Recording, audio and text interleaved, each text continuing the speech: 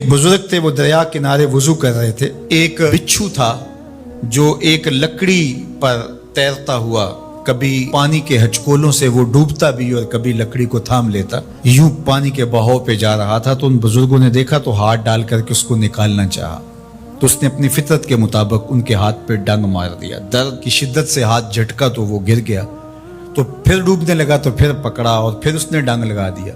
7 मरतबा उसने डंग मारा और आप उसको निकाल के 8वीं मरतबा बाहर निकालने की कोशिश कर रहे हैं। तो मुरीद ने कहा जो पास बैठा था, हजरत ये बार बार आपको डंग मारता है और आप इसको निकालने के लिए कोशिश हैं। फरमाया वो अपनी बुरी फितरत से बाज नहीं आता, मैं अपनी अच्छी आदत से बाज कैसे आ जाऊं। तो लोगों के साथ रवैया अच्छा रखे, वो जो भी रवैया रखे। हम कहते हैं कोई ईंट उठाएगा तो हम आगे से पत्थर उठाएंगे, तो ये क्या कमाल हुआ। लोग कहते हैं तुम 1 कदम पीछे हटोगे, मैं 10 कदम पीछे हटूंगा, तो ये क्या कमाल हुआ।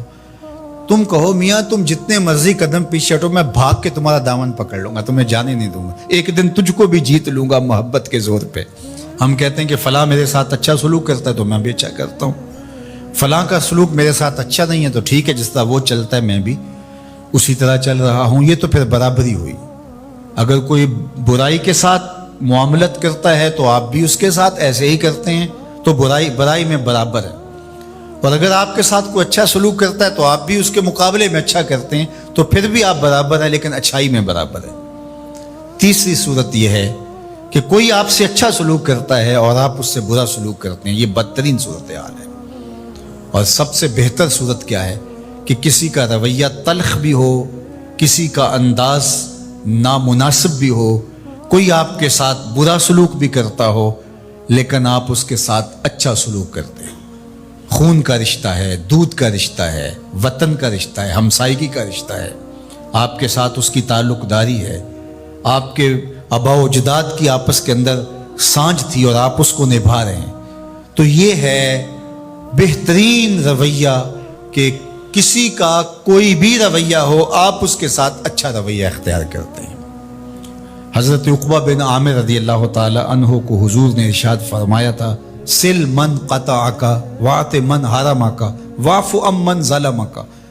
ए उक़बा बिन आमिर, जो तुझसे ताल्लुक तोड़े तो उससे ताल्लुक जोड़, जो तुझे महरूम रखे तो उसकी झोलियां भर दे, और जो तेरे पे ज़्यादती करे तो उसको माफ़ कर दे, उससे दरगुजर फरमा। ये बेहतरीन किरदार है जिससे एक अच्छा सुथरा पाकीज़ा और मुनासिब मुआशरा तरतीब पाता है और तरकीब पाता है। तो मेरे और आपके आका व मौला ने हमें ये तलकीन की, बल्कि फरमाया जो ये चाहता है कि उसकी उम्र में बरकत हो और रिज्क में इजाफा हो, वो रिश्तेदारों के साथ सलूक अच्छा करे। ये राज है उम्र में बरकत का और रिज्क में इजाफे का। रिश्तेदारों के साथ अगर सलूक अच्छा करोगे तो तुम्हारी उम्र में भी बरकत होगी, तुम्हारे रिज्क में भी बरकत होगी।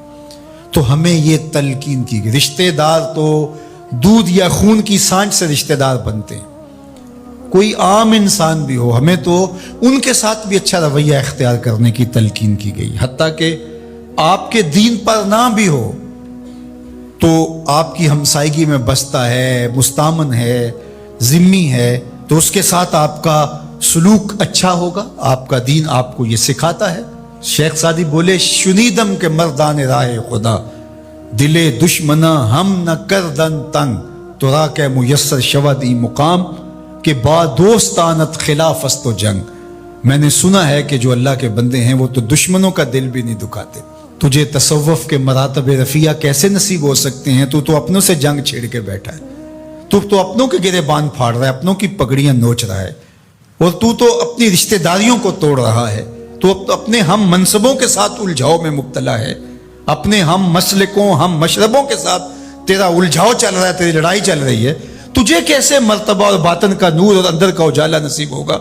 जो अल्लाह के बंदे हैं वो तो दुश्मनों का भी दिल नहीं दुखाते। इंसान तो इंसान रहे, वो तो जानवरों के साथ भी रवैया अच्छा रखते हैं कि ये अल्लाह की मखलूक है।